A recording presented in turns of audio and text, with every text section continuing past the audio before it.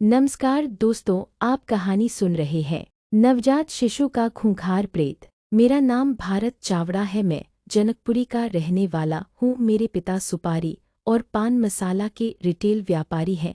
पढ़ाई पूरी करने के बाद अच्छी नौकरी नहीं मिली तो मैंने दुकान पर बैठना शुरू कर दिया। वैसे तो मुझे मुंबई जाकर अपना कारोबार शुरू करने का मन था, लेकिन बाबूजी ने जबरन मेरी शादी करा दी। अब जिम्मेदारी आ गई तो पैर भी दुकान में ही जम गए। शादी के 3 महीने बाद कविता मेरी पत्नी पेट से हो गई। हम दोनों इतनी जल्दी बच्चा नहीं चाहते थे, इसीलिए दवाई से हमने बच्चा गिरा देने का मन बना लिया। इस बात को हमें घर के लोगों से छुपाना ही था, चूंकि यह बात अगर उन्हें पता चलती तो वह हम दोनों को घर से ही निकाल देते। हमने चुपचाप बड़े अस्पताल जाकर यह काम किया। शायद यही भयानक गलती हमें नहीं करनी चाहिए थी। मुझे आज भी याद है, कविता गहरी नींद से भड़क कर जाग गई थी। उसकी सूरत पर गजब का खौफ था। एक पल के लिए तो मुझे लगा कि उसकी सांस बैठ गई, लेकिन बुरी तरह हाँफते हुए जब उसने अपने पेट की ओर देखने को कहा तो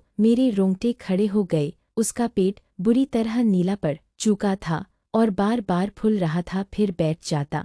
मैंने गौर से देखा तो उसकी त्वचा पर कभी नन्हे शिशु के पंजे तो कभी उसका छोटा सा चेहरा उभर आता। वह एक दिल दहला देने वाला मंजर था। हमें समझ नहीं आ रहा था कि गर्भ गिराने के बाद यह कैसी विचित्र घटनाएं हो रही थी। धीरे धीरे बात हद से ज्यादा बढ़ने लगी।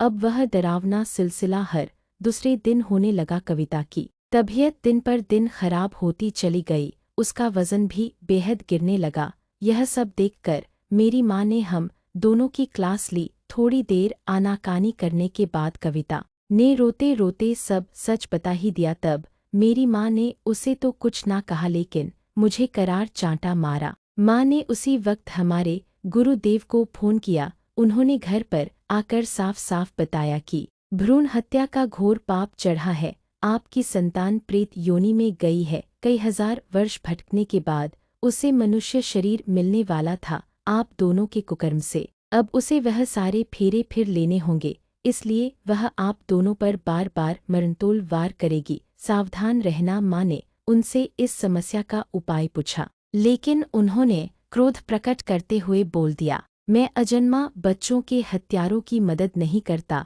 इतना बोलकर वह लौट गए। इस वाक्य के करीब 1 हफ्ते बाद मेरी कविता बाथरूम में लहूलुहान पड़ी हुई मिली। मैंने उसे तुरंत अस्पताल में भर्ती कराया। डॉक्टर ने बोला गर्भपात की वजह से रिएक्शन हुआ है। अब कविता कभी मां नहीं बन पाएगी। हम दोनों अंदर ही अंदर समझ रहे थे कि किस पाप की सजा मिल रही है। मेरी पत्नी उसके बाद करीब 1 साल तक बीमार ही रही। शरीर तो गया, लेकिन उसके साथ साथ उसकी मानसिक हालत भी खराब होने लगी। मुझे कई बार रात में छोटे बच्चे की रोने और चीखने की आवाज़ें सुनाई देती हैं। नींद में अचानक ऐसा महसूस होता है कि कोई बच्चा बार बार मेरे चेहरे को छूने की कोशिश कर रहा है।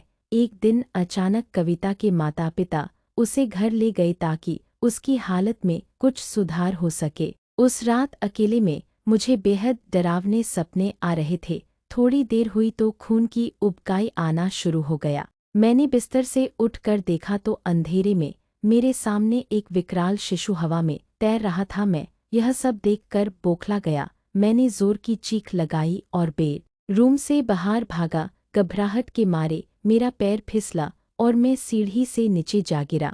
अगले दिन मुझे होश आया, तब डॉक्टर ने सॉरी बोलकर यह बताया कि आपके पेट के निचले हिस्से में गहरी चोट लग गई है। आप अब कभी पिता नहीं बन सकते हैं। हम दोनों पति पत्नी अब मौत के इंतजार में जी रहे हैं। उस नवजात बच्चे के प्रेत का अगला वार कब होगा, इसी डर के साए में पल पल गुजरता है। कहानी समाप्त हुई। आपको यह कहानी कैसी लगी कमेंट बॉक्स में लिखकर जरूर बताएं। धन्यवाद।